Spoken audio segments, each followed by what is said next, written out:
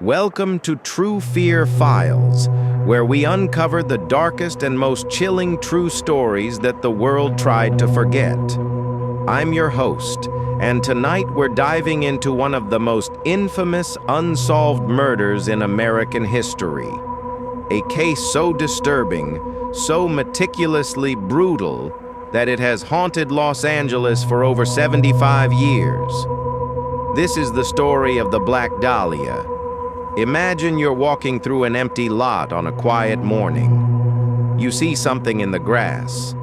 At first you think it's a mannequin, a store display, discarded and broken. But as you get closer, the horror sets in.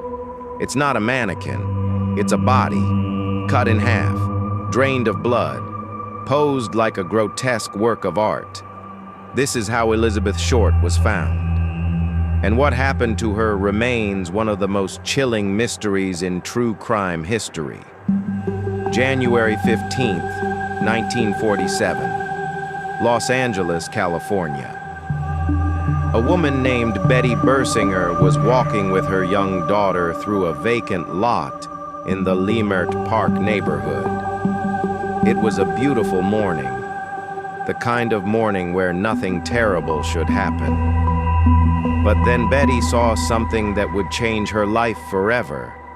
Lying in the grass just feet away was the severed body of a young woman. At first glance, Betty thought it was a broken mannequin, pale and lifeless. But then she saw the truth. It was real, it was human, and it had been mutilated beyond recognition.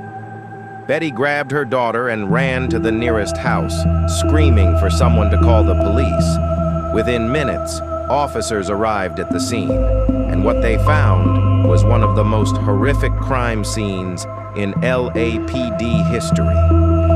The victim was a young woman, approximately 22 years old. Her body had been cut in half at the waist with surgical precision. The two halves were placed about a foot apart, posed deliberately. Her arms were raised above her head. Her legs were spread. It was clear this wasn't just a murder. It was a display. The killer wanted her to be found like this, but the horrors didn't stop there. The woman's face had been mutilated. Her mouth had been slashed from ear to ear, creating what's known as a Glasgow smile, a grotesque grin carved into her cheeks. Her body had been drained of blood, completely. There wasn't a single drop at the crime scene, which meant she had been killed somewhere else, cleaned, and then dumped. Deep cuts and lacerations covered her body. Some appeared to be cigarette burns. Rope marks on her wrists and ankles suggested she had been bound and tortured before death. And perhaps most disturbing of all, her internal organs showed signs of abuse. Investigators believed she had been kept alive and tortured for days. This was not a crime of passion. This was calculated, methodical, the work of someone who took their time. The police had no identification on the body, no purse, no wallet, nothing. But they did have fingerprints. Within days, the LAPD sent the prints to the FBI, and they got a match. The victim was Elizabeth Short, a 22-year-old aspiring actress from Massachusetts. She had moved to California chasing the Hollywood dream, like so many young women in the 1940s. Friends described her as beautiful, with pale skin, dark hair, and a love for black clothing. That's how she earned the nickname the Black Dahlia, inspired by a film noir movie called The Blue Dahlia that had been released the year before. Elizabeth was known to frequent bars and nightclubs in Los Angeles, always hoping to meet someone who could help her break into the film industry. She was charming, ambitious, and tragically naive. In the weeks before her death, Elizabeth had been staying with friends, moving from place to place, never settling. She told people she was waiting for her big break. She never got it. Instead, She became the victim of one of the most brutal murders the city had ever seen. The investigation into Elizabeth Short's murder became a media frenzy. Newspapers dubbed her the Black Dahlia, and the case dominated headlines for months. The Los Angeles Police Department and the District Attorney's Office launched a massive investigation. They interviewed over 150 suspects. They followed hundreds of leads, but every trail went cold. The killer had left almost no evidence. No murder weapon was ever found. No witnesses came forward. The location where Elizabeth was killed remained unknown. Whoever did this was careful, intelligent, and knew how to cover their tracks. One of the most chilling aspects of the case was the letters. In the days following the discovery of Elizabeth's body, several letters were sent to the police and newspapers, allegedly from the killer. One letter included Elizabeth's personal belongings, her birth certificate, social security card, and an address book with one page torn out. The letter was made from cut-out newspaper clippings, like something from a ransom note. It read, "Here are Dahlia's belongings. Letter to follow." But no follow-up letter ever came. Was it really from the killer, or was it a hoax? To this day, no one knows. Suspects emerged quickly, but none were ever charged. One of the earliest suspects was a man named Robert Red Manley. He was the last person known to have seen Elizabeth alive. Manley was a married salesman who had been having an affair with Elizabeth.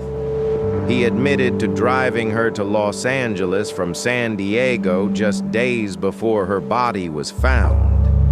He dropped her off at the Biltmore Hotel and claimed he never saw her again. Police interrogated Manley extensively. He even took a polygraph test, which he passed. There was no physical evidence linking him to the crime. He was eventually cleared. But some still believe he knew more than he let on. Another suspect was Dr. George Hodel, a wealthy Los Angeles physician.